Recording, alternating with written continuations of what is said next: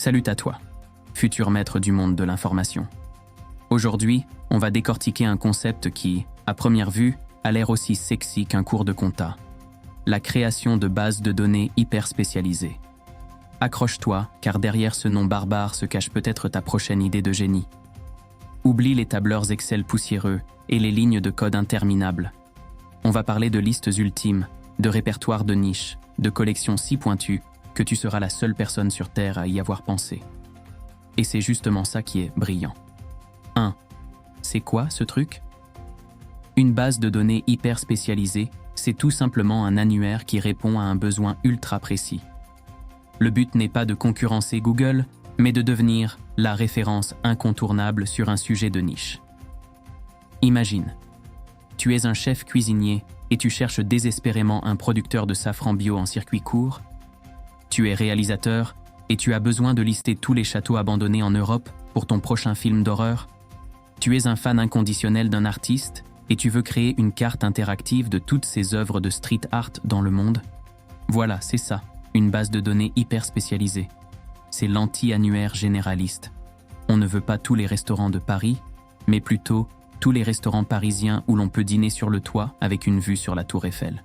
La nuance est là, dans l'ultra-spécificité. 2. Pourquoi ça marche du tonnerre?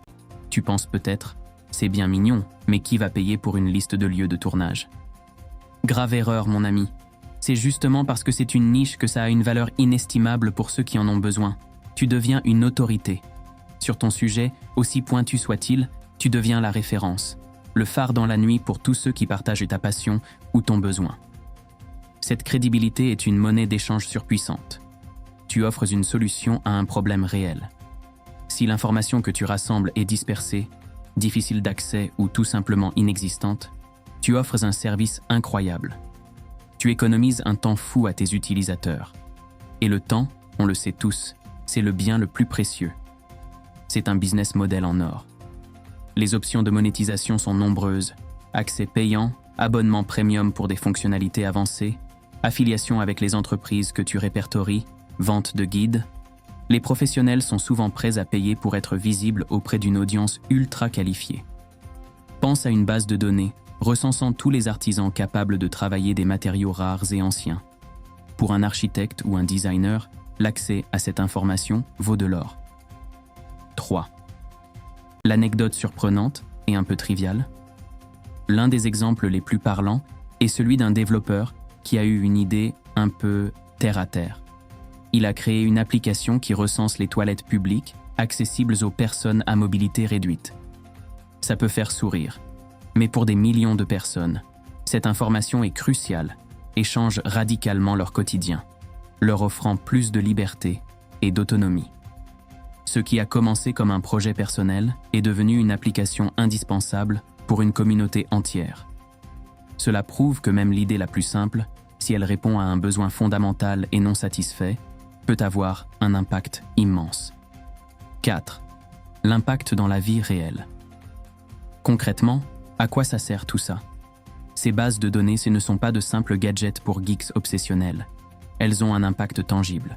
Pour les professionnels, c'est un accélérateur de projet. Trouver le bon fournisseur éco-responsable, l'artisan au savoir-faire unique ou le lieu de tournage parfait peut faire la différence entre le succès et l'échec. C'est un véritable outil stratégique.